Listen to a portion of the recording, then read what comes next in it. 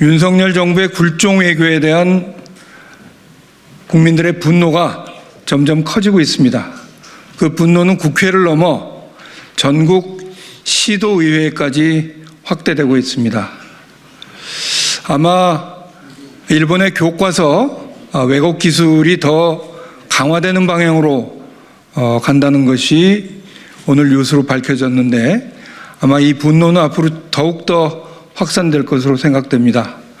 오늘은 제 지역구인 서울 관악갑 지역의 시의원 구의원님들께서 윤석열 정부의 대일 굴종 외교를 규탄하는 기자회견을 가질 예정입니다. 네. 오늘 우리 관악갑 국회의원 시구위원단은 윤석열 정부의 대일 굴욕 굴종 외교를 두고만 볼 수 없어 이 자리에 나왔습니다. 겨울이 끝나고 봄이 찾아오는 3월입니다. 3월은 대한민국 국민에게 더 깊은 의미로 아로새겨져 있습니다. 1919년 3월 1일 이 땅에 울려 퍼진 대한독립만세 함성으로 시작하여 우리 선조들은 엄동설왕 같은 일제의 억압 속에서도 따뜻한 광복의 빛을 찾아 희생과 투쟁의 의지를 만천하에 알렸습니다.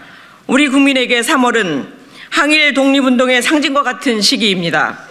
대한민국 헌법 전문에 규정된 3.1운동으로 건립된 대한민국 임시정부를 계승하는 대한민국의 대통령으로서 최소한의 자각이라도 있는지 의심하지 않을 수 없습니다.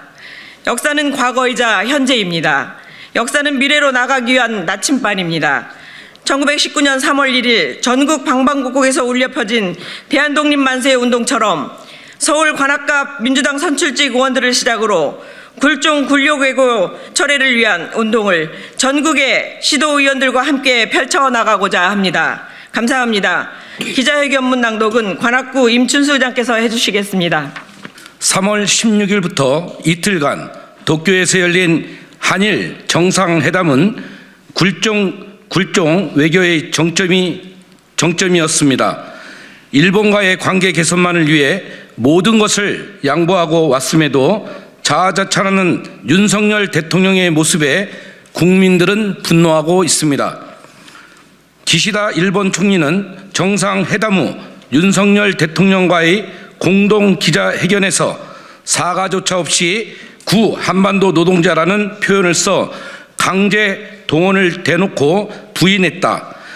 강제 동원 위안부 문제에 대한 구체적인 사과 없이 역대 내각의 입장을 전체적으로 계승한다는 두루 뭉실한 표현으로 과거사에 대한 책임을 회피하고 있다.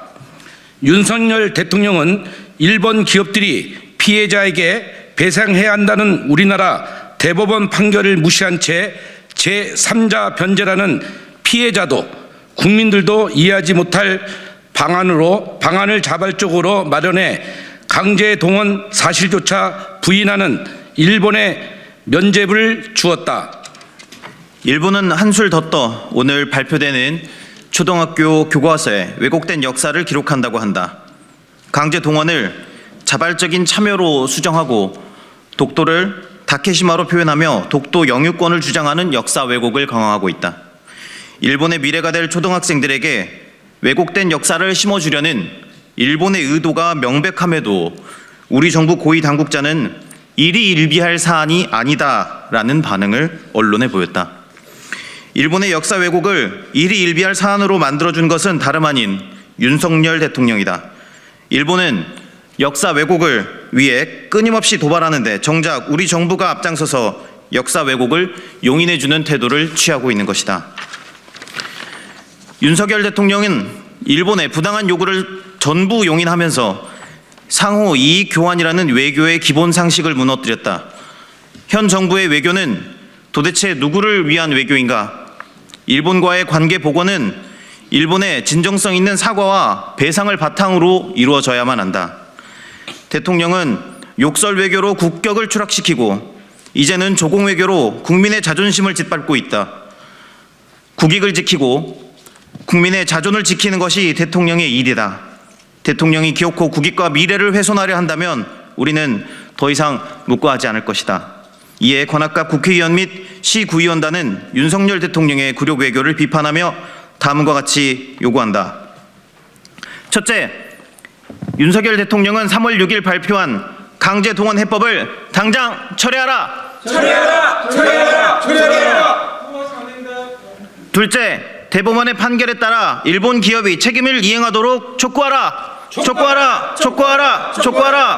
셋째, 일본의 후쿠시마 오염수 방출 계획 철회를 요구하라.